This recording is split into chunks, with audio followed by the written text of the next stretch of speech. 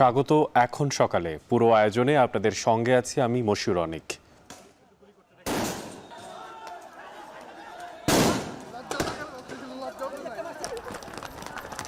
গণপূর্ত এবং স্থাপত্য বিভাগের দায়িত্বশীল তাদের সাথে কথা বলেছি, হয়তো আগামীকালের মধ্যেই কমিটিটি হয়ে যাবে এবং কমিটি হলে এটি হয়তো নেক্সট সপ্তাহ থেকে আমরা কাজ শুরু করব। এক আশীবাদী শাসকের পক্ষ থেকে আমরা কোনোভাবেই সেই ধরনের আচরণ যেন কারো প্রতি না হয় সেটা এনশিওর করব। এই গণভবন হচ্ছে সব নষ্টের গোড়া।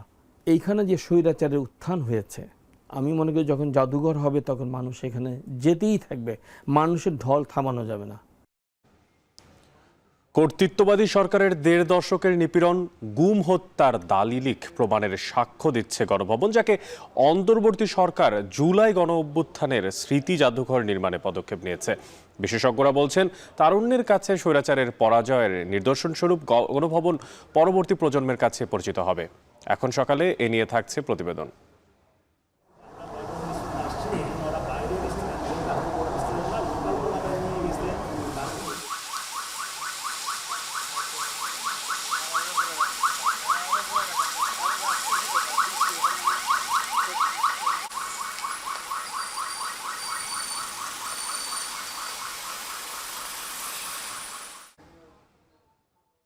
এবার সাবেক জনপ্রশাসন মন্ত্রী ফরহাদ হোসেনকে গ্রেফতার করেছে র্যাব।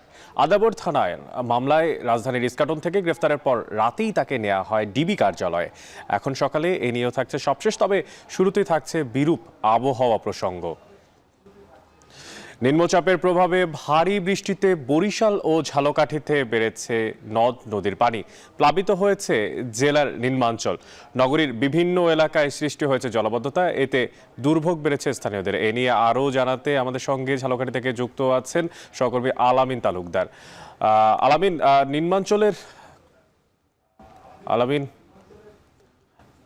নিম্নাঞ্চলের কোন কোন জায়গা প্লাবিত হয়েছে এবং পাশাপাশি জানাবেন যে এখন পর্যন্ত সেখানকার সবশেষ আবহাওয়া পরিস্থিতি কি? অনেক ধন্যবাদ। গত শুক্রবার রাত থেকে আজ সকাল পর্যন্ত টানা ৩ দিনের এই বৃষ্টিপাতের ফলে কিন্তু জনসাধারণের মাঝে এক ধরনের ভোগান্তির সৃষ্টি হয়েছে এবং নেমে এসেছে স্থবিরতা। আমি যদি একটু বলি, স্থানীয় সুগন্ধা এবং বিষখালী নদীর পানি জোয়ারের সময় স্বাভাবিকের চেয়ে ১ থেকে ২ ফুট উচ্চতা দিয়ে প্রবাহিত হয়। এই সময় জেলার যে বিস্তীর্ণ ফসলের মাঠ রয়েছে সেই মাঠ কিন্তু তলিয়ে যায়। বর্তমানে আমনের যে সিজন রয়েছে সেই আমন ধান তলিয়ে যায় জোয়ারের সময়। তবে কৃষি বিভাগের সাথে কথা বলেছি, কৃষি বিভাগ বলছে যেহেতু ভাটার সময় এই পানি নেমে যায় তাই আমনের তেমন একটা আপাতত ক্ষতি হওয়ার সম্ভাবনা নেই। যদি বৃষ্টিপাত দীর্ঘস্থায়ী হয় তাহলে হয়তোবা কিছুটা ক্ষতি হতে পারে। অনেক আরেকটি বিষয় হচ্ছে যে এই বৈরী আবহাওয়ার কারণে কিন্তু জেলার যে শ্রমজীবী মানুষ রয়েছেন সেই মানুষরা কিন্তু সবচেয়ে বেশি বিপাকে পড়েছেন। তাদের কেউ কেউ ঘর থেকে বের হতে পারছেন না, আবার তাদের মধ্যে কেউ কেউ জীবিকার তাগিদে যদি ঘর থেকে বেরো হচ্ছেন তারা কিন্তু তাদের কাঙ্ক্ষিত কাজ পাচ্ছেন না। গত ৩ দিনে ঝালকাঠি শহরে মানুষের উপস্থিতি কম দেখা গেছে। বিভিন্ন ব্যবসা প্রতিষ্ঠান দোকানপাটও কিছুটা কম খুলেছে। রিক্সা এবং অটো যে শ্রমিক রয়েছে তারা কিন্তু রিক্সা অটো নিয়ে বের হয়েছে, কিন্তু তারা তাদের প্রয়োজন বা চাহিদা অনুযায়ী কিন্তু তারা যাত্রী পাচ্ছেন না। সব মিলিয়ে কিন্তু আসলে ঝালকাঠিতে বৈরী আবহাওয়া বিরাজ করছে। এই টানা ৩ দিনে কখনো মুষলধারে বৃষ্টি হচ্ছে এবং কখনো থেমে থেমে বৃষ্টি হচ্ছে। এর ফলে কিন্তু আসলে মানুষের যে ভোগান্তি সেটি বেড়েছে এবং একটি স্থবিরতা তৈরি হয়েছে। তো ঝালকাঠি থেকে আমার কাছে এই ছিল আবহাওয়া পরিস্থিতির সবশেষ। অনেক নিম্নচাপের প্রভাবে ভারী বৃষ্টিতে কবলিত বরিশাল ও ঝালকাঠিতে। এবার সে একই বিষয়ে কথা বলতে চলে যাব বরিশালে, সেখানে আছেন সহকর্মী অমিত হাসান। অমিত, নিম্নচাপের প্রভাবে কেমন দেখছেন সেখানকার সার্বিক আবহাওয়ার অবস্থা এবং আবহাওয়া অধিদপ্তর থেকে কোনো সর্বশেষ পূর্বাভাস জানানো হয়েছে কিনা? অনেক বরিশালে গত 2 দিন ধরেই কিন্তু কখনো মাঝারি আকারে কখনো ভারী আকারের বর্ষণ হচ্ছে এবং এর ফলে কীর্তনখোলা নদী সহ বরিশালের আশপাশের যে নদীগুলো রয়েছে সেগুলোর পানি কিন্তু বৃদ্ধি পেয়েছে এবং নিম্নাঞ্চল যেগুলো রয়েছে সেগুলোও কিন্তু প্লাবিত হয়েছে। গত 24 ঘন্টার কথা যদি বলি, গত 24 ঘন্টায় 173 মিলিমিটার বৃষ্টিপাত 176 মিলিমিটার বৃষ্টিপাত রেকর্ড করেছে বরিশালের আবহাওয়া অফিস এবং বাতাসের গতিবেগ ছিল 45 কিলোমিটার। এবং গতকাল থেকে যদি বৃষ্টির পরিমাপ বলি তাহলে গতকাল সন্ধ্যা 6টার পর থেকে রাত 12টা পর্যন্ত সর্বোচ্চ বৃষ্টিপাত হয়েছে 73.4 মিলিমিটার। এবং আরেকটু যদি জানিয়ে রাখি, এই যে ভারী বৃষ্টিপাতের ফলে নদীর পানি বেড়ে যাওয়ায় নিম্নাঞ্চল যেগুলো রয়েছে সেগুলো প্লাবিত হয়েছে। একই সাথে বরিশাল নগরীর বিভিন্ন জায়গায় কিন্তু জলাবদ্ধতার সৃষ্টি হয়েছে এবং বরিশাল নদীবন্দর থেকে অভ্যন্তরীণ রুটের যে নৌ চলাচল সেটি কিন্তু এখন পর্যন্ত বন্ধ রয়েছে। গতকাল সন্ধ্যা থেকে এখন পর্যন্ত সেগুলো একদমই বন্ধ রয়েছে এবং যাত্রীরা যারা আছে তারা সকাল থেকে কিন্তু নদীবন্দরে আসছে এবং আসলে লঞ্চ না পেয়ে তারা কিন্তু অন্য মাধ্যমে তারা নিজ গন্তব্যে পৌঁছাচ্ছে। এবং যদি একটু বলি যে আপনি এই মুহূর্তে যদি দেখেন যে নদীর পানি বৃদ্ধি পেয়েছে এবং আশপাশের যে এলাকাগুলো রয়েছে সেগুলো কিন্তু প্রায় ছুঁই ছুঁই অবস্থায় রয়েছে ঘর থেকে নদীর কাছাকাছি থাকার অবস্থা এবং তারা কিছুটা আতঙ্কে রয়েছে যে পানি আসলে বৃদ্ধি পেলে তাতে কিন্তু ঘরবাড়ি তলিয়ে যাবে এবং বাতাসের তীব্রতা থাকার কারণে আশপাশের যে ঘরবাড়ি রয়েছে সেগুলো কিন্তু কিছুটা ক্ষতিগ্রস্ত হয়েছে এবং দোকানপাটের উপরের যে চাল সেগুলো দেখেছি আমরা যে ভেঙে গেছে এবং এতে কিছুটা ভোগান্তিতে পড়ছেন যারা নদী উপকূলে রয়েছেন তারা। এবং শহরের ভেতরে যে জলাবদ্ধতার সৃষ্টি হয়েছে তাতেও কিন্তু নগরবাসী কিছুটা ভোগান্তিতে পড়ছেন এবং তারা বলছেন যে কিছুটা বৃষ্টি হলেই বরিশাল নগরীর এই যে জলাবদ্ধতা হয় এটি থেকে তারা কিন্তু পরিত্রাণ চান এবং টানা 2 দিনের বর্ষণের ফলেও কিছুটা ভোগান্তিতে পড়ছেন তারা। এবং আবহাওয়া অফিস বলছে যে আগামী কাল কিছুটা বৃষ্টিপাত কমলেও এইরকম আবহাওয়া থাকবে, তবে বৃষ্টিপাত যেটা ভারী এবং মাঝারি রয়েছে সেটা মাঝারি থেকে হালকা আকারে ধারণ করবে। তবে কালকে থেকে আবহাওয়া কিছুটা ভালো হওয়ার কথা বলেছেন আবহাওয়া অফিস। তো বরিশাল থেকে এই ছিল আমার কাছে সর্বশেষ। অনেক বরিশাল ও ঝালকাঠি থেকে যুক্ত ছিলেন সহকর্মীরা, জানাচ্ছিলেন নিম্নচাপের প্রভাবে সেখানে জলাবদ্ধতা তৈরি এবং আবহাওয়ার সবশেষ। এদিকে নিম্নচাপের কারণে দমকা হওয়ার সাথে বৃষ্টিপাত অব্যাহত রয়েছে উপকূলীয় জেলা বরগুনায়। সমুদ্র উত্তাল থাকায় ব্যাহত হচ্ছে জেলেদের মাছ শিকার। এখনও যোগাযোগ বিচ্ছিন্ন রয়েছে বরগুনার কয়েকটি ট্রলার। এ নিয়ে আরও জানাতে বিষখালী নদীর পাড় থেকে যুক্ত হচ্ছেন সহকর্মী জিয়াদ মাহমুদ। জিয়াদ, সাগরে যাওয়া কতটি ট্রলার এখন পর্যন্ত ফিরতে পারেনি? আর একটা জিনিস জানতে চাই, সেটা হচ্ছে এখনো কেন তাদের সঙ্গে যোগাযোগ করা যাচ্ছে না?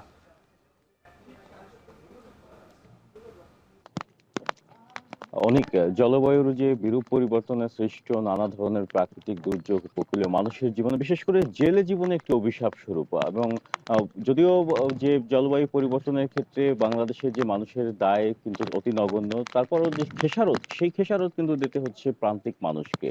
আর আমরা দেখেছি যে দফায় দফায় বৈরী আবহাওয়ার কারণে প্রতি বছরই জেলেরা নানা ধরনের ক্ষতিগ্রস্ত হয়ে থাকে, জানমালের ব্যাপক ক্ষতি হয়ে থাকে জেলেদের। বিশেষ করে সমুদ্রগামী যারা জেলে রয়েছেন তাদের জীবনে কিন্তু একটা হতাশা নেমে এসেছে। আমরা জেলে পল্লীগুলোতে খোঁজ খবর নিয়ে দেখেছি। আপনি যেমনটি বলেছেন যে কতটি ট্রলার এই মুহূর্তে যোগাযোগ বিচ্ছিন্ন রয়েছে, আসলে এই ধরনের কোনো সঠিক হিসাব আমাদের কাছে এসে পৌঁছয়নি।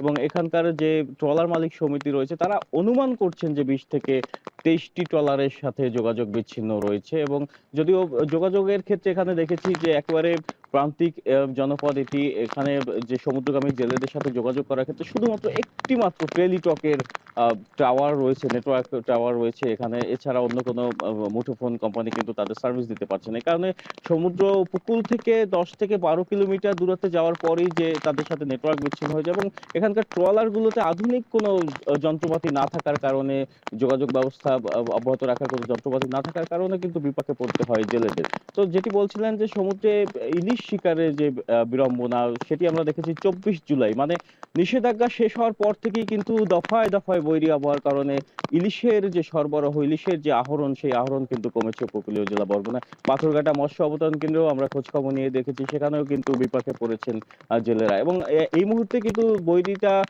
যেভাবে চলছে, দমকা হাওয়া, এবং জেলেরা কিন্তু অনেক পোতাশ্রয়গুলোতে, আমার পিছনে দেখছেন এখানে কিন্তু ট্রলার নিয়ে এসে থামিয়ে রেখেছেন জেলেরা। বিষখালীও উত্তাল রয়েছে, পায়রা, বিষখালী, বলসা, বড় বড় 3টি নদী, সেই নদী 3টিও কিন্তু এই মুহূর্তে উত্তাল রয়েছে। সমুদ্র তো উত্তাল রয়েছে এবং সমুদ্রের যে ট্রলারগুলো সেগুলো কিন্তু ফিরে এসেছেন। অনেক স্থানে অনেক পোতাশ্রয় তারা আশ্রয় নিয়েছেন বলে আমাদের জানিয়েছেন ট্রলার মালিক সমিতি।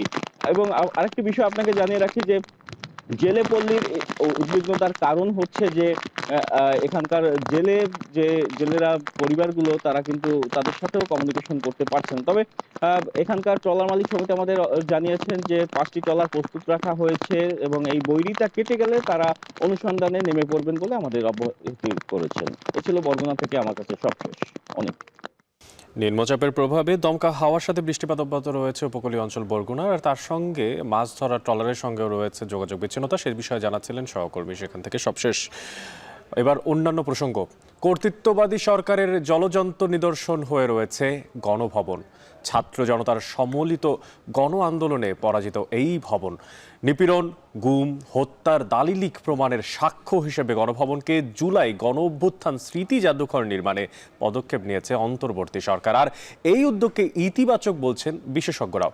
তারুণ্যের কাছে স্বৈরাচারের যে পরাজয় তার নিদর্শন স্বরূপ গণভবন পরবর্তী প্রজন্মের কাছে পরিচিত হবে বলে মত তাদের। সাজিদ আরাফেদের প্রতিবেদনে বিস্তারিত।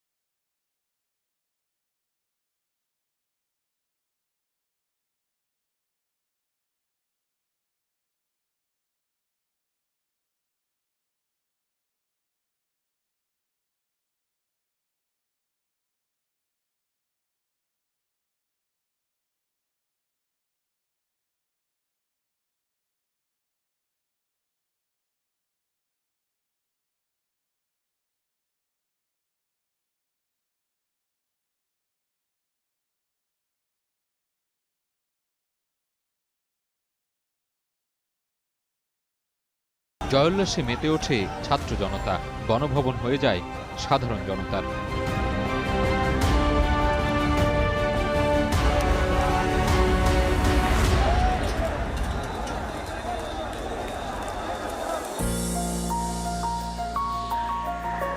এই গণভবন থেকেই সাবেক প্রধানমন্ত্রী রাষ্ট্রীয় নানা বৈষম্য, লুটেরাতন্ত্র আর অনাচারের জন্ম দিয়েছিলেন। ছাত্র জনতার অভ্যুত্থানের স্মারক হিসেবে সেই গণভবনকে জুলাই গণ অভ্যুত্থান স্মৃতি জাদুঘর তৈরির পদক্ষেপ নিয়েছে অন্তর্বর্তী সরকার। ইতোমধ্যে এ লক্ষ্যে গণভবন পরিদর্শন করেছেন সরকারের 3 উপদেষ্টা। 36 দিনের এই গণ অভ্যুত্থানের পুরো ঘটনা প্রবাহ সংরক্ষিত থাকবে এখানে, যা আওয়ামী শাসনামলে নিপীড়ন, গুম হত্যার দালিলিক প্রমাণের সাক্ষ্য বহন করবে। গণপূর্ত এবং স্থাপত্য বিভাগের দায়িত্বশীল তাদের সাথে কথা বলেছি, তাদের থেকে আমরা প্রাথমিক পরামর্শ নিয়েছি এবং আমাদের আকাঙ্ক্ষাগুলো বলেছি যে আমরা কিভাবে দেখতে চাই, এবং একটি ফর্মাল কমিটি করার জন্য নির্দেশ দেওয়া হয়েছে। হয়তো আগামীকালের মধ্যেই কমিটিটি হয়ে যাবে এবং কমিটি হলে এটি হয়তো নেক্সট সপ্তাহ থেকে আমরা কাজ শুরু করব। 1 টাকা দিয়ে তো মালিকানা নিয়ে নেওয়া হয়েছিল না? 1 টাকা দিয়ে কি মালিকানা নেওয়া হয়েছিল? জনগণের ছিল কতখানি? আমরা জনগণের জন্য এটা উন্মুক্ত করার চিন্তা করছি। ফ্যাসিবাদী শাসকের পক্ষ থেকে আমরা কোনোভাবেই সেই ধরনের আচরণ যেন কারো প্রতি না হয় সেটা এনশিওর করব। নামে গণভবন হলেও এই ভবনটি কখনোই জনগণের ছিল না, বরং হয়ে উঠেছিল স্বৈরতন্ত্রের এক মূর্ত প্রতীক। জুলাই আগস্টে ছাত্র জনতার যে গণবিদ্রোহ, তাতে এই কর্তৃত্ববাদী সরকারের পতন ঘটে, আর সেই গণবিদ্রোহের স্মৃতির স্মারক হিসেবে এই গণভবনকে করা হচ্ছে জাদুঘর। এতে করে সব শ্রেণী পেশার মানুষের অবাধ যাতায়াত থাকবে এখানে। গণভবনকে জাদুঘর করার সিদ্ধান্তকে সময়োপযোগী বলছেন গবেষকরা। তারুণ্যের কাছে স্বৈরাচারের যে পরাজয় তার নিদর্শন স্বরূপ গণভবন পরবর্তী প্রজন্মের কাছে পরিচিত হবে। তরুণরা এবং স্কুলের ছেলেরা, ছাত্রীরা টের পেয়েছে যে এই গণভবন হচ্ছে সব নষ্টের গোড়া, এবং এইখানে যে স্বৈরাচারের উত্থান হয়েছে এটা মানুষ জানতো। এখান থেকে সব নিয়ন্ত্রণ করা হচ্ছে, মানুষ জানতো। মানুষ এটাও জানতো যদি এখান থেকে নির্দেশ দেওয়া হয় তাহলে ছাত্র জনতার উপর গুলি বন্ধ হবে। সুতরাং মানুষ গণভবনে গেছে, এবং আমি মনে করি যখন জাদুঘর হবে তখন মানুষ এখানে যেতেই থাকবে। মানুষের ঢল থামানো যাবে না। রাষ্ট্রীয় নৃশংসতা ও স্বৈরশাসনের নিদর্শন সংরক্ষণের উদ্যোগ অনেক দেশেই আছে, কিন্তু তারপরেও হিটলারের নাৎসি বাহিনীর অত্যাচার, রুশ শাসক স্টালিনের বিভীষিকাময় শাসনের অনেক তথ্য নিদর্শন সংগ্রহ করা সম্ভব হয়নি। সে কারণে জুলাই হত্যাকাণ্ডের জাদুঘর হিসেবে গণভবনের কিউরেটিং ব্যবস্থায় আন্তর্জাতিক মান অনুসরণের উপর বাড়তি গুরুত্ব দেওয়ার পরামর্শ বিশেষজ্ঞদের। পূর্ত বিভাগ আছে, স্থাপত্য বিভাগ আছে, তারা কাজটা যেটা কাঠামোগত সংস্কারগুলি করবেন, যা কিছু কিছু জিনিস অক্ষত রাখবেন। এই জাদুঘরটাকে আমাদের ইতিহাসের অংশ হিসেবে এটাকে আমাদের পরিণত করা যায়। মানুষ যখন ওই ঘরটায় থাকবে, বসবে, দেখবে, সে অনুভব করবে এবং সে আবেগে আন্দোলিত হবে, তার চোখ দিয়ে পানি পড়বে, সে শুনেছে যে মানুষ মানুষকে হত্যা করে, মারে, কিন্তু এই রকমের প্রত্যক্ষ দৃশ্য জান্তব দৃশ্য সে তো আগে দেখেনি। মানুষের অধিকার হরণের যে ইতিহাস রচিত হয়েছে গণভবনকে ঘিরে, তার বিশদ বর্ণনা ও নিদর্শন স্বৈরতন্ত্রকে বুঝতে দেশি বিদেশি পর্যটকদের জন্য এটি উল্লেখযোগ্য স্থাপনা হয়ে থাকবে বলে মনে করেন বিশেষজ্ঞরা। সাজিদ আরাফাত, এখন, ঢাকা। এদিকে রাজধানীর আদাবর থানায় দায়ের করা হত্যা মামলায় সাবেক জনপ্রশাসন মন্ত্রী ফরহাদ হোসেনকে গ্রেফতার করেছে র্যাব। শনিবার রাতে রাজধানীর ইস্কাটন থেকে গ্রেফতার করা হয় বিগত আওয়ামী লীগ সরকারের সাবেক এই মন্ত্রীকে। বিস্তারিত জানাচ্ছেন জাওয়াদ মাহমুদ। কোটা সংস্কার আন্দোলন থেকে ছাত্র জনতার গণ অভ্যুত্থান, টানা ২৬ দিনের রক্তক্ষয়ী সংঘর্ষ ও তাজা প্রাণের বিনিময়ে বিদায় হয় আওয়ামী লীগ সরকারের। ৫ আগস্ট সরকার পতনের পর তৎকালীন ক্ষমতাসীন আওয়ামী লীগের নেতাকর্মী, মন্ত্রী, এমপিদের বিরুদ্ধে সারা দেশে শুরু হয় হত্যা মামলা। একে একে গ্রেপ্তার হতে থাকেন সাবেক আইনমন্ত্রী আনিসুল হক, সাবেক প্রধানমন্ত্রীর বেসরকারি শিল্প ও বিনিয়োগ উপদেষ্টা সালমান এফ রহমান, জ্বালানি, খনিজ সম্পদ ও বিদ্যুৎ বিষয়ক উপদেষ্টা তৌফিকি ইলাহি চৌধুরী সহ অন্তত ২৫ জন মন্ত্রী, সংসদ সদস্য, উপদেষ্টা ও শীর্ষ পর্যায়ের নেতা। তারই ধারাবাহিকতায় শনিবার দিবাগত রাতে বৈষম্যবিরোধী ছাত্র আন্দোলন চলাকালীন ছাত্র জনতার উপর গুলিবর্ষণ ও হত্যা মামলায় গ্রেফতার হন সাবেক জনপ্রশাসন মন্ত্রী ফরহাদ হোসেন। গ্রেফতারের পর সাবেক এই মন্ত্রীকে প্রথমে আদাবর থানায় হস্তান্তর করে র্যাব। পরবর্তীতে আদাবর থানা থেকে রাত ১১টার দিকে নিয়ে আসা হয় মিন্টো রোডের ডিবি কার্যালয়ে। ফরহাদ হোসেন দ্বাদশ জাতীয় সংসদে জনপ্রশাসন মন্ত্রণালয়ের মন্ত্রীর দায়িত্বে ছিলেন। এর আগে তিনি এই মন্ত্রণালয়ের প্রতিমন্ত্রী ছিলেন। টানা তৃতীয়বারের মতো আওয়ামী লীগের দলীয় মনোনয়ন পেয়ে মেহেরপুর ১ আসনের সংসদ সদস্য নির্বাচিত হয়েছিলেন তিনি। জাওয়াদ মাহমুদ, এখন, ঢাকা। অন্তর্বর্তী সরকার গঠনের পর প্রথম কোনো উচ্চ পর্যায়ের মার্কিন প্রতিনিধি দল ঢাকায়। প্রতিনিধি দলে আছেন মার্কিন ট্রেজারি বিভাগের অর্থ বিষয়ক আন্ডার সেক্রেটারি ব্রেন নেইম্যান ও মার্কিন সহকারী পররাষ্ট্রমন্ত্রী ডোনাল্ড লুয়ের মতো কূটনৈতিক। দুই দেশের কাছেই গুরুত্বপূর্ণ সফরটি, আর কূটনৈতিক সূত্রগুলো বলছে এটি হতে যাচ্ছে ঢাকা ওয়াশিংটন বহুমাত্রিক সম্পর্ক উন্নয়নের সফর, যেখানে গুরুত্ব পাবে ব্যাংক খাতে সংস্কার, পাচার হওয়া টাকা ফেরত আনা আর বিশ্বব্যাংক ও আন্তর্জাতিক অর্থ তহবিল থেকে ঋণ পাওয়ার মতো বিষয়গুলো। এ বিষয়ে আরও জানাচ্ছেন নাইম আবির। আওয়ামী লীগ আমলে পরপর কয়েকটি একতরফা নির্বাচন, মানবাধিকার, গুম ও খুনের বিষয়গুলো নিয়ে বাংলাদেশের সঙ্গে মার্কিন যুক্তরাষ্ট্রের যে দূরত্ব তৈরি হয়েছিল তা স্পষ্ট হয় সবশেষ নির্বাচনের আগে ভিসা নিষেধাজ্ঞা, আইনশৃঙ্খলা রক্ষাকারী বাহিনীর বিরুদ্ধে স্যাংশন সহ দেশটির পররাষ্ট্র দপ্তরের নানা ধরনের বক্তব্য বিবৃতিতে। যদিও নির্বাচনের পর সম্পর্ক স্বাভাবিক করবার চেষ্টা করেছিল দুদেশই। গেল মেতে ডোনাল্ড লু এসেছিলেন বাংলাদেশ সফরে। সে সময় সরকারের পক্ষ থেকে জানানো হয়েছিল অতীত ঝেড়ে সম্পর্ক নতুন উচ্চতায় নিতে চায় যুক্তরাষ্ট্র। তার ঠিক ৪ মাস পর মার্কিন সহকারী পররাষ্ট্রমন্ত্রী ডোনাল্ড লু ফের ঢাকায়, তবে সম্পূর্ণ ভিন্ন প্রেক্ষাপটে। গত ৫ আগস্ট শেখ হাসিনার পতনের পর অন্তর্বর্তী সরকারের দায়িত্ব নেয় ডক্টর ইউনূস। নতুন সরকারের ১ মাসের মাথায় প্রথম কোনো উচ্চ পর্যায়ের প্রতিনিধি দলের এই সফর, তাই দুদেশের কাছেই গুরুত্ব পাচ্ছে সফরটি। দুভাগে ভাগ হয়ে দলটি ঢাকায় আসে। শনিবার সকালে মার্কিন ট্রেজারি বিভাগের অর্থ বিষয়ক আন্ডার সেক্রেটারি ব্রেন নেইম্যানের নেতৃত্বে ৫ সদস্যের দলটি ঢাকায় অবতরণ করে, আর সহকারী পররাষ্ট্রমন্ত্রী ডোনাল্ড লু আসেন বিকেল ৩:১টায়। বিমানবন্দর থেকে বেরিয়েই চলে যান হোটেল ওয়েস্টিনে। সেখানে অবস্থান করছে প্রতিনিধি দলটি। এরই মধ্যে যুক্তরাষ্ট্র বাংলাদেশ বিজনেস কাউন্সিল ও ইউএস এইডের মধ্যে বৈঠক করেছেন ব্রেন্ট নেইম্যানের নেতৃত্বাধীন দল। এ সময় দেশের উন্নয়নে যুক্তরাষ্ট্রের বেসরকারি খাতের ভূমিকা রাখবার বিষয়েও আলোচনা হয়। রবিবার সকাল থেকে পররাষ্ট্র উপদেষ্টা, পররাষ্ট্র সচিব, অর্থ উপদেষ্টা ও প্রধান উপদেষ্টার সঙ্গে বৈঠক করবে দলটি। কূটনৈতিক সূত্রগুলো বলছে এটি হতে যাচ্ছে ঢাকা ওয়াশিংটন বহুমাত্রিক সম্পর্ক উন্নয়নের সফর। আলোচনায় গুরুত্ব পাবে ছাত্র জনতার অভ্যুত্থানে রাজনৈতিক পট পরিবর্তনের পর বাংলাদেশের সঙ্গে যুক্তরাষ্ট্রের সম্পর্ক জোরদারে। এছাড়াও ব্যাংক খাতে সংস্কার, পাচার হওয়া টাকা ফেরত আনা, দুর্নীতি দূর করা, বিশ্বব্যাংক ও আন্তর্জাতিক অর্থ তহবিল থেকে ঋণ পাওয়া, র্যাব, পুলিশ ও বিচার ব্যবস্থা, প্রশাসন সহ বিভিন্ন ক্ষেত্রে সংস্কারের জন্য সহায়তা পাওয়া নিয়েও আলোচনা হতে পারে। নাইম আবির, এখন, ঢাকা। এখন সকালে নিচ্ছে একটা বিরতি, ফিরছি একটু পরেই, সাথে থাকুন।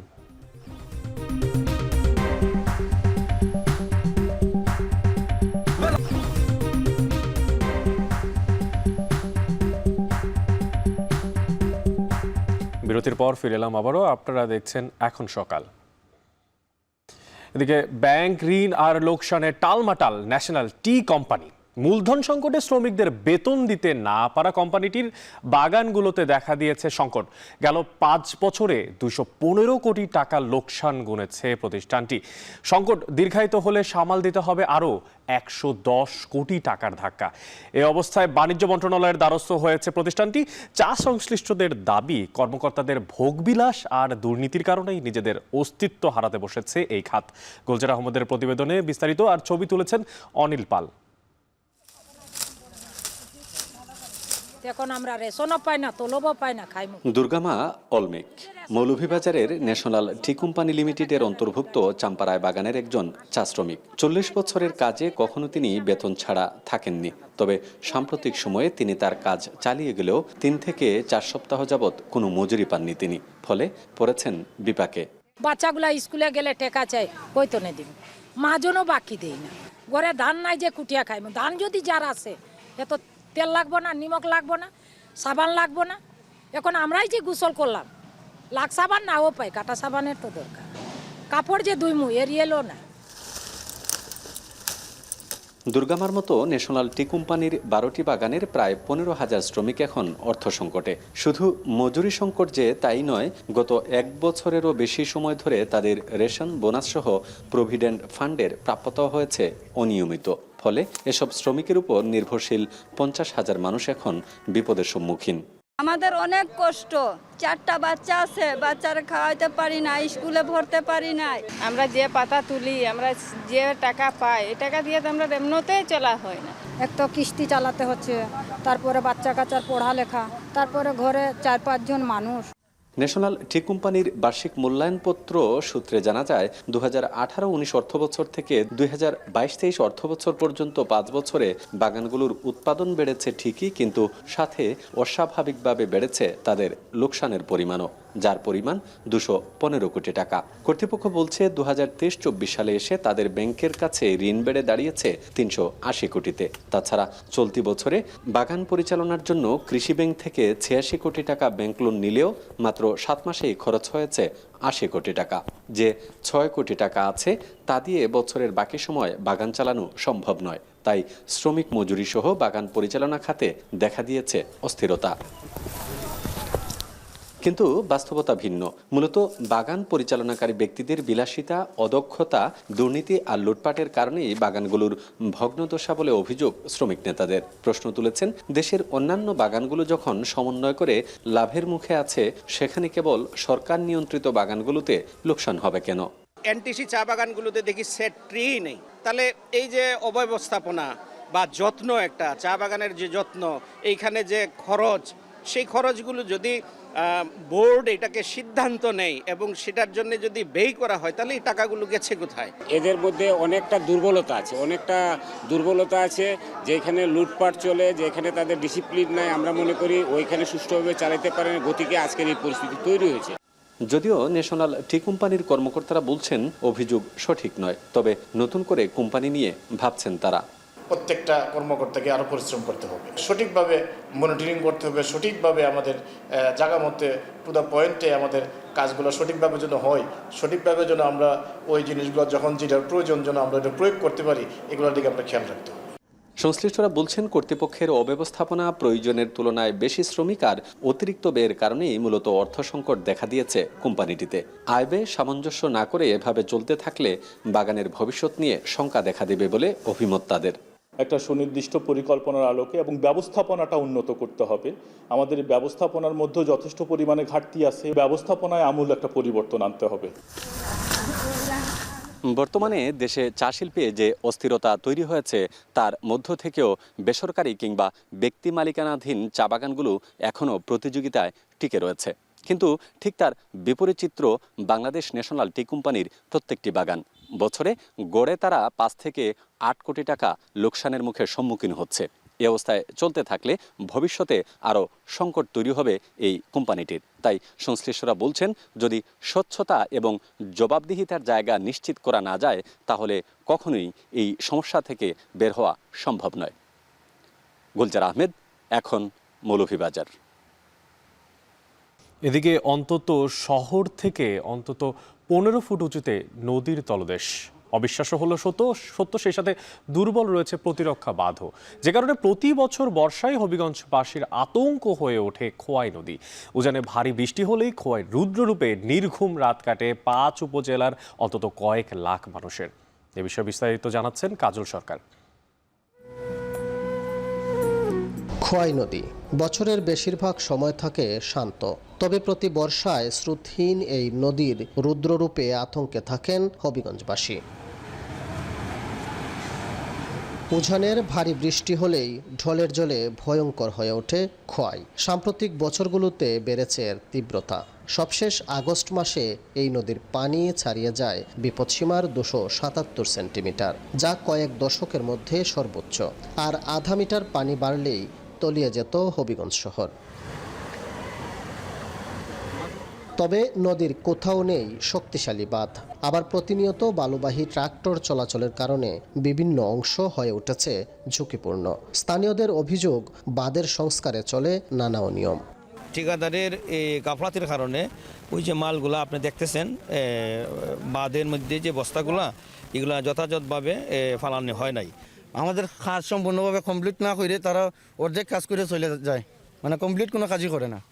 ওই কারণে আমরা যে পূর্ববাদী এলাকারবাসী সবাই একটু বিপদ সংখ্যার মধ্যে আছি। পানি ভাঙে যায়, আমরা চেষ্টা করি বরার, কিন্তু আমরা তো লোক পাই না।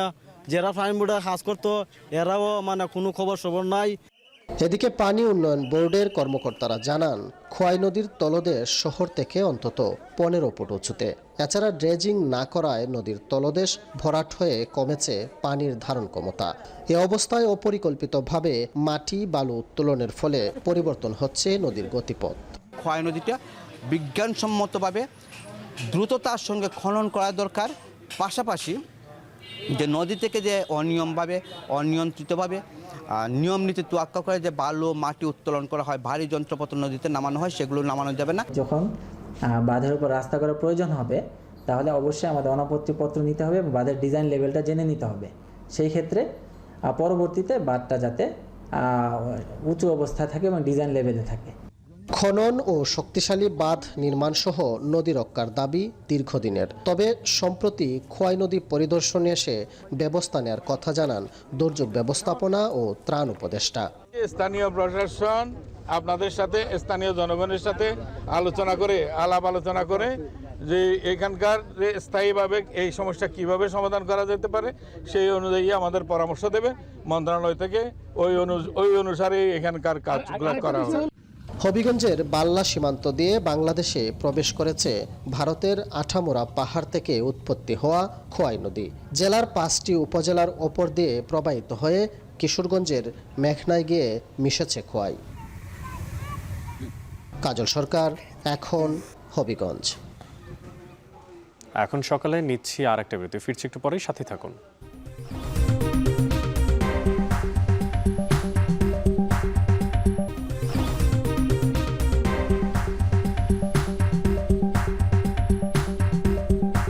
বিরতির পর ফিরে এলাম আবারও। আপনারা দেখছেন এখন সকাল। চুয়াডাঙ্গায় নির্মাণাধীন রেলওয়ে ওভারপাসের নকশায় ত্রুটি সংশোধনে ব্যয় বেড়েছে 11 কোটি টাকা। নতুন নকশায় আবার যেখানে বেড়েছে ওভারপাসের র্যাম্পের আয়তন, সেই সাথে নির্মাণ শেষ হওয়ার সময় বেড়েছে 1 বছর। এতে এই সড়কগুলোতে চলাচলে ভোগান্তি দীর্ঘায়িত হওয়ার শঙ্কা দেখা দিয়েছে স্থানীয়দের মধ্যে। আর সংশ্লিষ্ট কর্মকর্তারা বলছেন কাজ শেষ হয়েছে প্রায় 40%, তাই দ্রুতই কাজ শেষ হবে বলে আশা তাদের। চুয়াডাঙ্গা থেকে অনেক চক্রবর্তীর প্রতিবেদনে বিস্তারিত। চুয়াডাঙ্গা শহরের রেলবাজার এলাকায় নির্মিত হচ্ছে রেলওয়ে ওভারপাস। এখন অনেকটাই দৃশ্যমান এই ওভারপাসটি, একে একে বসছে স্প্যানগুলো। নির্মাণ কাজ চলাকালে ত্রুটি দেখা দেয় ওভারপাসের নকশায়। সেই ত্রুটি সংশোধনের পর ওভারপাসের 2 পাশে র্যাম্পের আয়তন বেড়েছে 112 মিটার। এতে 10,98,94,00,000 টাকা খরচ বেড়ে মোট ব্যয় দাঁড়িয়েছে 86,10,00,000 টাকা। নির্মাণ কাজের সময় বেড়েছে 2025 সালের জুন মাস পর্যন্ত। গুরুত্বপূর্ণ এই রেলওয়ে ওভারপাসের জন্য দিন গুনছে জেলাবাসী। ভোগান্তি পেরিয়ে স্বস্তির অপেক্ষায় তারা। তবে রয়েছে প্রকল্পে ধীরগতির অভিযোগ। চলাচলে ভোগান্তির কথা জানিয়েছেন অনেকে। এখানে রেলওয়ে ওভারপাসটা খুবই প্রয়োজন ছিল এবং সেটা যেহেতু এটা তৈরি হচ্ছে এর জন্য কর্তৃপক্ষকে ধন্যবাদ অবশ্যই। তবে আমরা আশা করব যে যত দ্রুত কাজ শেষ করা সম্ভব। এখানে অনেক ধুলোবালি ওরে, আমরা স্কুলে যেতে সমস্যা হয়, বৃষ্টি হলে অনেক কাদা হয়ে যায়, তারপরে আমরা যেতে অনেক কষ্ট করি। এখানে 2 পাশে রাস্তা সংকীর্ণ হয়ে গিয়েছে, গাড়ি ঘোড়া চলাচল করতে পারে না, সবসময় জ্যাম লেগে থাকে আর প্রচুর ধুলা ওরে। প্রকল্প সংশ্লিষ্টরা বলছেন ইতিমধ্যে শেষ হয়েছে প্রকল্পের 40% কাজ। চলতি বছরের মধ্যেই বাকি কাজ শেষ করার আশা। ইতিমধ্যে আমরা প্রায় 40% প্রোগ্রেস আমরা অ্যাচিভ করেছি এবং আমাদের এই প্রজেক্টের মধ্যে আপনি জানেন যে কিছু ভূমি অধিগ্রহণের বিষয় ছিল, কারণ আমরা নিচে যে সার্ভিস রোডটা করব, নিচে সার্ভিস রোডের জন্য কিছুটা ভূমি প্রয়োজন হচ্ছে। এই ভূমি অধিগ্রহণের কারণে আমরা ইতিমধ্যে জেলা প্রশাসক মহোদয়ের কার্যালয় থেকে আমরা ইতিমধ্যে এস্টিমেট পেয়েছি। ওই পারপাজে আমাদের একটু সময় লেগে গেছে।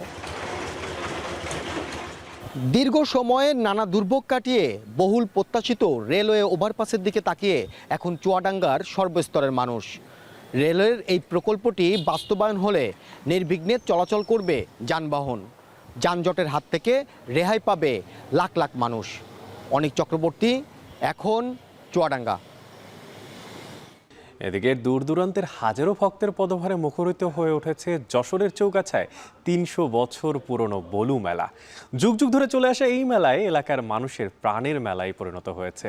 বসছে হরেক রকমের দোকান, যেখানে প্রতিদিন আবার বিক্রি কিনি হচ্ছে 250 কোটি টাকার মতো পণ্য। বিস্তারিত রিপন হোসেনের প্রতিবেদনে ছবি তুলেছেন এনামুল হক।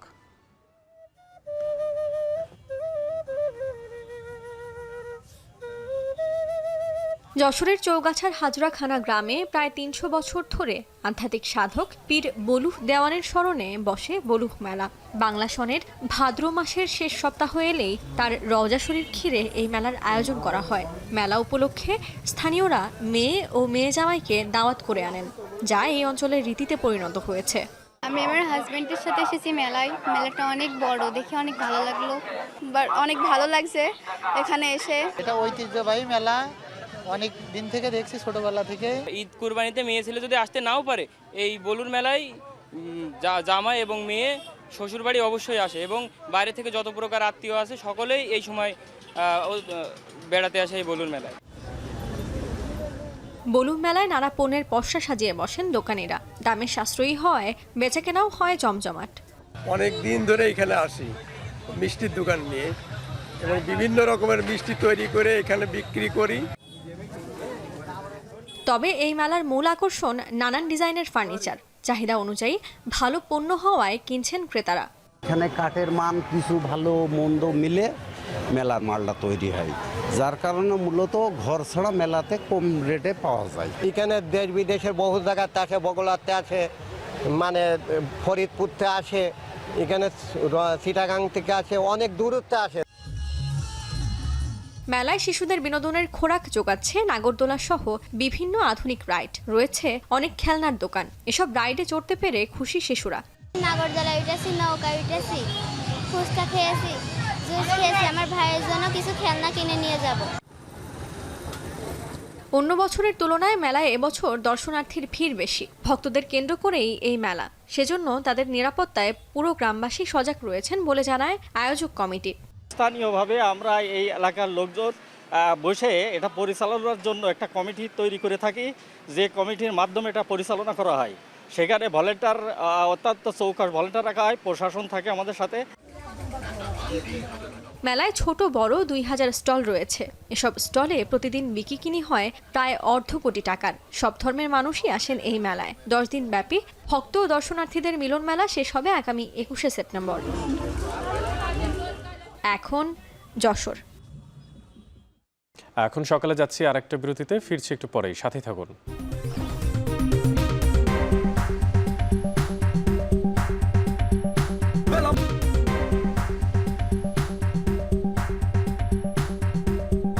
ফিরলাম বিরতির পর, দেখছেন এখন সকাল। ফুটবল বিশ্বকাপের পর কাতারের বিভিন্ন নির্মাণ খাতের কাজকর্ম চলছে ধীর গতিতে। সম্ভব অনেক নতুন প্রকল্পের কাজ এখনো শুরু না হওয়ায় বিপাকে প্রবাসী বাংলাদেশি শ্রমিকরা। মানবেতর জীবনযাপন করছেন কর্মহীন হয়ে পড়া বহু রেমিটেন্স যোদ্ধা। আর এই অবস্থায় নতুন করে ভিসায় দেশটিতে যাওয়ার আগে যাচাই বাছাই করার আহ্বান কাতারে নিযুক্ত বাংলাদেশের রাষ্ট্রদূতের। আনোয়ার হোসেন মামুনের তথ্য ও ছবিতে দেখবেন বাকিটা। 2022 সালে ফুটবল বিশ্বকাপের আয়োজক দেশ হওয়ায় কাতারের বিভিন্ন উন্নয়ন প্রকল্পের কাজে দম ফেলার ফুরসত ছিল না প্রবাসী নির্মাণ শ্রমিকদের। ফুটবল বিশ্বকাপ শেষে আরও 22টি নতুন প্রকল্প চালু করার কথা রয়েছে কাতার উন্নয়ন কর্তৃপক্ষের, কিন্তু অজানা কারণে প্রকল্পগুলোর কাজ চলছে ধীরগতিতে। এই অবস্থায় বিপাকে পড়েছেন বহু প্রবাসী শ্রমিক। তালিকায় রয়েছেন বাংলাদেশিরাও। কাজ কমে যাওয়ায় উপার্জনে ভাটা পড়েছে। কর্মহীন অবস্থায় মানবেতর দিন কাটছে ফ্রি ভিসায় যাত্রা করা অনেক রেমিটেন্স যোদ্ধার। তাই কাজ শিখে নির্দিষ্ট ভিসায় প্রবাসীর পথে পা বাড়ানোর পরামর্শ ভুক্তভোগীদের। বসে খাইতেছি, দেশ থেকে টাকা আনাইতেছে, দেশ থেকে টাকা এনে খাইতেছি। কাতার অবস্থা খুবই খারাপ এখন। এখানে কাজ নাই, রুম ভাড়া, খানা খরচ সবকিছু মিলাইয়া এখানে মানুষ বহুত হিমশিমে আছে। কাতার কাজ না জানলে এখানে আসার কোনো প্রয়োজন নাই। এখানে আসলে কোনো কাজ পাবেন না, কারণ কাতার বর্তমানে কাজের অনেক সংকট। আমি নিজেও এই সংকটের মধ্যে পড়েছি। যাদের স্কেল আছে, স্কেল ভিত্তিক কোনো বিষয় নিয়ে আসবেন, তাহলে আপনার স্যালারিটা কম হলেও আপনি একটা কাজে থাকবেন। বর্তমানে কাতারের শ্রমবাজার হতাশাজনক হওয়ায় যাচাই বাছাই করে বাংলাদেশিদের প্রবাসী আসার আহ্বান দেশটিতে নিযুক্ত রাষ্ট্রদূতের। ফ্রি ভিসার এই প্রতারণা থেকে আপনাদেরকে সতর্ক করার জন্য বারবার আমরা আপনাদেরকে বলছি, বর্তমানে কাতারে কাজ তেমন নেই বললেই চলে, এবং তারপরেও যদি কেউ কোনো কন্ট্রাক্ট সাইন করে কোনো কোম্পানিতে আসেন আপনারা, তাহলে কিন্তু সেই কন্ট্রাক্টটা খুব ভালো করে দেখে বুঝে আসবেন, কারণ আপনি কন্ট্রাক্ট স্বাক্ষর করে আসার পরে কিন্তু দূতাবাসে এসে অভিযোগ করলে তখন আমাদের আর কিছু করার থাকে না। কাতার সরকারের ভিশন 2030 বাস্তবায়নে আগামী 6 বছর দেশটিতে নানা উন্নয়ন কাজ চলমান থাকার কথা রয়েছে। দেশটির বিভিন্ন স্থাপনা ও ইমারতে রয়েছে প্রবাসী বাংলাদেশিদের হাতের ছোঁয়া। সব মিলিয়ে বর্তমানে কাতারে 4 লাখের মতো প্রবাসী বাংলাদেশি কর্মরত রয়েছেন। কাতার থেকে প্রবাসী বাংলাদেশিরা বার্ষিক রেমিটেন্স পাঠায় প্রায় $1 বিলিয়ন। এখন কাতার। সরাসরি সম্প্রচার শর্তের জটিলতায় ভেস্তে গেল মুখ্যমন্ত্রীর সঙ্গে জুনিয়র চিকিৎসকদের বৈঠক। মমতা বন্দ্যোপাধ্যায়ের দাবি, বৈঠক সরাসরি সম্প্রচার করা হবে এমন কোনো শর্ত আন্দোলনকারীদের চিঠিতে ছিলই না। তবে চিকিৎসকরা বলছেন ভিন্ন কথা। পরে মুখ্যমন্ত্রীর চায়ের নিমন্ত্রণ প্রত্যাখ্যান করে মমতার বাসভবন ছেড়ে বেরিয়ে যান বিক্ষোভকারীরা। আর এর আগে সল্টলেকের স্বাস্থ্য ভবনে চলমান ধর্নায় উপস্থিত হন মমতা বন্দ্যোপাধ্যায়। বিস্তারিত খোঁজখবর রেখেছেন তানভীর জনি। কলকাতার স্বাস্থ্য ভবনে জুনিয়র চিকিৎসকদের চলমান আন্দোলনে শনিবার আচমকা উপস্থিত হন মুখ্যমন্ত্রী মমতা বন্দ্যোপাধ্যায়। আন্দোলনকারীদের সঙ্গে একাত্মতা জানিয়ে বলেন, মুখ্যমন্ত্রী নয়, দিদি হিসেবে এখানে এসেছেন। এরপর চিকিৎসকদের কাজে ফেরার অনুরোধ জানিয়ে মুখ্যমন্ত্রী বলেন, আপনারা রাস্তায় থাকলে আমাকেও নির্ঘুম থাকতে হয়। আমি মুখ্যমন্ত্রী নই, আমি মুখ্যমন্ত্রী হিসেবে বলতে আসিনি, আমি আপনাদের দিদি হিসেবে বলতে এসেছি, যাতে আপনারা না ভাবেন হ্যাঁ আমি চিফ মিনিস্টার আছি, আমি একটা পার্টিও বিলংস করি, কিন্তু আপনাদের কাছে এসেছি যদি বলেন as a chief minister, as a elder sister. এরপর মুখ্যমন্ত্রী মমতা বন্দ্যোপাধ্যায়ের বাসভবনে আলোচনার জন্য ইমেল করেন আন্দোলনরত জুনিয়র চিকিৎসকরা। তাদের আবেদনে সাড়া দিয়ে স্থানীয় সময় শনিবার সন্ধ্যায় কালীঘাটের বাসভবনে বৈঠক ডাকেন মুখ্যমন্ত্রী। 15 জনের প্রতিনিধি দল আসার কথা থাকলেও তারা 30 জন উপস্থিত হন। এই সময় দোষীদের দৃষ্টান্তমূলক শাস্তি, পুলিশ কমিশনারকে বহিষ্কার, চিকিৎসকদের নিরাপত্তা নিশ্চিত সহ 5 দফা দাবিতে অনড় থাকেন তারা। এদিকে আন্দোলনকারীরা কালীঘাটে পৌঁছানোর পর ঘর থেকে বেরিয়ে আসেন মমতা বন্দ্যোপাধ্যায়। তবে বিপত্তি বাধে বৈঠক সরাসরি সম্প্রচারের শর্ত নিয়ে। মমতা বলেন, আন্দোলনকারীদের চিঠিতে সরাসরি সম্প্রচারের কথা উল্লেখ ছিল না। এ সময় মুখ্যমন্ত্রী তাদের চায়ের নিমন্ত্রণ জানান।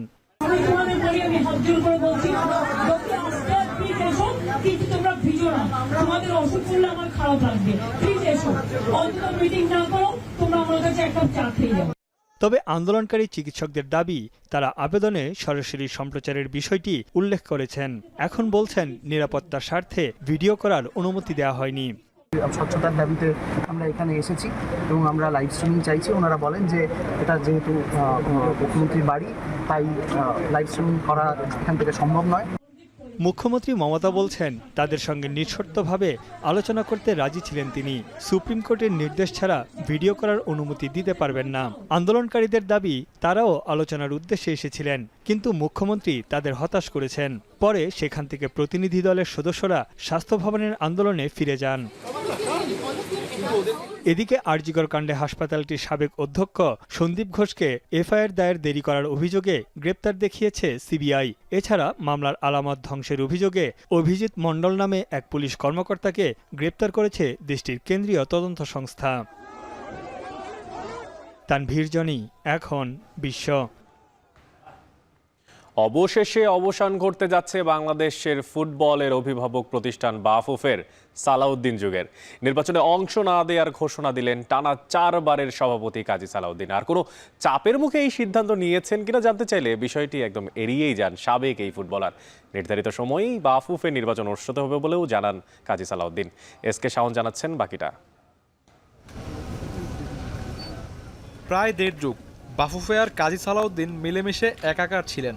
2008 সালের পর থেকে টানা 4 বার বাফুফের সভাপতি নির্বাচিত হন তিনি। নির্বাচনে ক্ষমতার অপব্যবহার, খেলোয়াড়ি যুগের সঙ্গীদের ব্যবহার শেষে ছুঁড়ে ফেলা সহ নানা অভিযোগ ছিল তার বিরুদ্ধে। বিতর্কিত কথাবার্তায় হয়েছেন খবরের শিরোনাম। বাংলাদেশকে 2022 বিশ্বকাপে খেলানোর প্রতিজ্ঞা করেন তিনি, যদিও পরবর্তীতে সেটি অস্বীকার করেন। তার সময়ে দল হিসেবে বাংলাদেশ নানা উত্থান পতন দেখেছে। 10 বছর আগে যেখানে ফিফা র্যাঙ্কিংয়ে 138-এ উঠেছিল বাংলাদেশ, তার বিদায়কালে দল সেখানে 184 নম্বরে। বাফুফেও হয়ে পড়ে দুর্নীতির আকড়া। সাধারণ সম্পাদক সহ বেশ কয়েকজনকে ফিফার নিষেধাজ্ঞার কবলে পড়তে হয়। এসবের মধ্যেও কাজী সালাউদ্দিন ছিলেন বহাল তবিয়তে। দেশের রাজনৈতিক পট পরিবর্তনের পর অবশ্য রব উঠেছিল তারও বিদায়ের। তবে মেয়াদ শেষ করেই সভাপতির পদ ছাড়ছেন সাবেক এই অধিনায়ক। এখন যে কামিং ইলেকশন আসতেছে 26শে অক্টোবরে, এই ইলেকশনে আমি কন্টেস্ট করব না। So that's my final decision. Awami League সরকারের আমলে প্রায় ধরাছোঁয়ার বাইরে চলে গিয়েছিলেন সালাউদ্দিন। দেশের ক্ষমতা বদলের পরও আগামী নির্বাচনে প্রতিদ্বন্দ্বিতা করার ঘোষণা দিয়েছিলেন তিনি, যদিও অটল থাকতে পারলেন না সেই সিদ্ধান্তে। তাহলে কি চাপের মুখেই পদ ছাড়ছেন এই ফুটবলার? আমি আগে দিয়ে দিলাম যেন কনফিউশন না থাকে। আমি যা বলার বলে দিয়েছি। এদিকে দেশের রাজনৈতিক পট পরিবর্তনের পরও বাফুফের নির্বাচন যথাসময়েই অনুষ্ঠিত হবে বলে নিশ্চিত করেছেন কাজী সালাউদ্দিন। ইলেকশন কোনোভাবে একদিনও পিছানো যাবে না, এটা ফিফা ইনস্ট্রাকশন দিয়ে দিয়েছে। লম্বা সময় বাফুফের মসনদে বসেও পুরুষ ফুটবলে উল্লেখযোগ্য কোনো সাফল্য আনতে পারেননি সালাউদ্দিন। আর নারী ফুটবলের সফলতা বলতে প্রথমবার নারীদের সাব জয়। সব মিলিয়ে বাংলাদেশের ফুটবলের একজন সালাউদ্দিনের সাংগঠনিক ক্যারিয়ার শেষ হচ্ছে বিতর্কের কালিমা গায়ে মেখে। আমি আপনাদের কোনো উত্তরের প্রশ্নের উত্তর দিব না। আমি আমার মতামতটা দিয়ে দিয়েছি যে আমি ইলেকশন করছি না। ধন্যবাদ। Thank you. এসকে শাওন, এখন ঢাকা। শেষ করছি এখন সকাল। এখন টেলিভিশন ওয়েবসাইটে দেখতে ভিজিট করুন www.ekon.tv। এছাড়া এখন টেলিভিশন ফেসবুকে দেখতে ভিজিট করুন facebook.com/tv.ekon এবং ইউটিউবে এখন টেলিভিশন দেখতে ভিজিট করুন youtube.com/c/ekontv।